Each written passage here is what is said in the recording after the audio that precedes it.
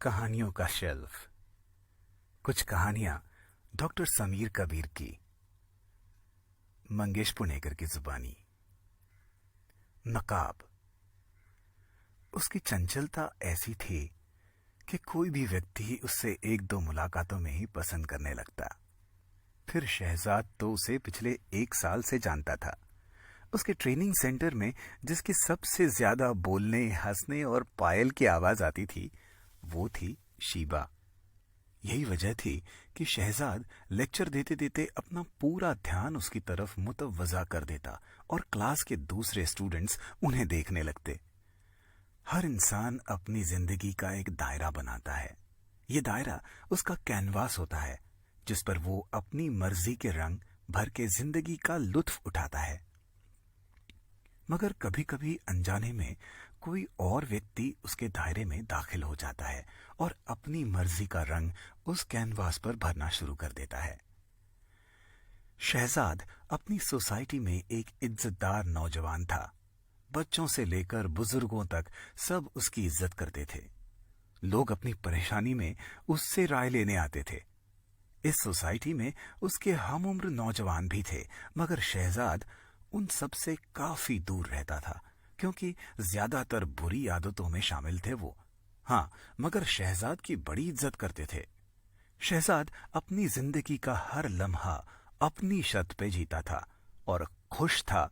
कुछ लोगों का कहना था कि उसे इस उम्र में इतना मैच्योर और सिंसियर भी नहीं होना चाहिए, ये अच्छी बात नहीं है, मगर वो कहता था मुझे ये अच्छा लगता है। शीबा की तरफ शहजाद का झुकाव दिन ब दिन बढ़ता ही जा रहा था और वो इस कश्मकश में था कि क्या ये ठीक है, क्या वो मुझसे प्यार करती है, या उसकी चंचलता का मैं कोई गलत मतलब तो नहीं निकाल रहा हूं। इन तमाम सवालातों के बावजूद शहजाद शीबा को मन ही मन प्यार करने लगता है।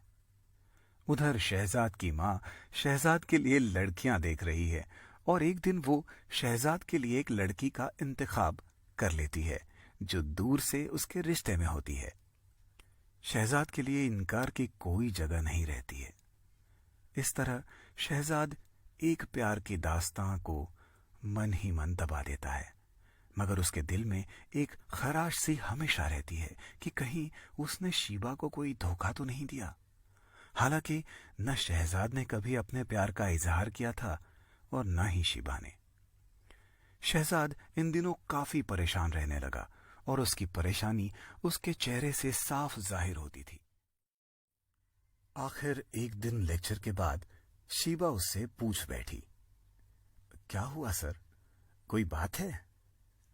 शहजाद को ऐसा महसूस हुआ जैसे कोई उससे कह रहा हो तुम ही मेरे गुनहगार हो।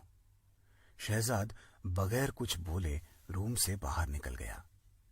शहजाद की उलझनें और बढ़ती जा रही थी और वो अपने काम पर भी ध्यान नहीं दे पा रहा था। इन्हीं हालातों में वो एक दिन अपने इंस्टीट्यूट से घर वापस लौट रहा था कि उसकी कॉलोनी के कुछ दोस्त, जिन्हें वो कभी दोस्त भी नहीं मानता था मगर एक ही सोसाइटी में रहने की वजह से जान पहचान थी, शहजाद से कहने लगे, अरे यार, कभी तो हमारे साथ भी कोई पल गुजार लिया करो। शहजाद अपनी तन्हाई से दूर भागना चाहता था और इसलिए वो बगैर इनकार के उनके साथ चल दिया। हालांकि वो आम हालातों में उनके साथ कभी कोई पल नहीं गुजार सकता था।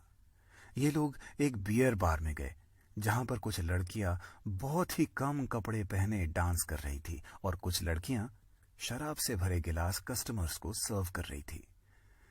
इन तमाम लोगों के बीच शहजाद को ऐसा लग रहा था जैसे शहर में तन्हा कोई गांव वाला। शहजाद नजरे जमी पे गड़ाए बैठे, कभी कभी कोई लड़की उसे छू कर जाती थी तो वो इस तरह रिएक्ट करता था जैसे कोई कोढ़ का मरीज उसके पास से गुजरा हो। बड़ी बेचैनी की हालात में वक्त गुजारने के बाद शहजाद अपने दोस्तों के पीछे पीछे चल पड़ा।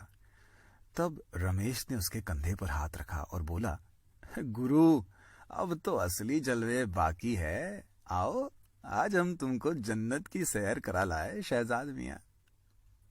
शहजाद अपने दोस्तों के पीछे बार के अंदर के कमरे में जाता है, जहां धीमी धीमी रोशनी है, धुआं और महक भी है।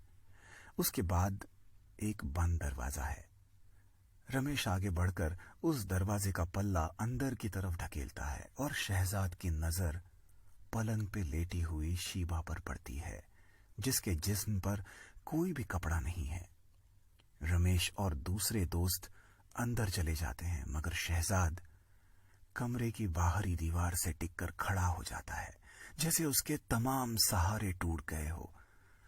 उसके मुंह से न कोई आवाज निकल पाती, न वो कोई हरकत कर पा रहा है। सिर्फ तेज तेज सांसें चल रही थी। आखिर एक दिन लेक्चर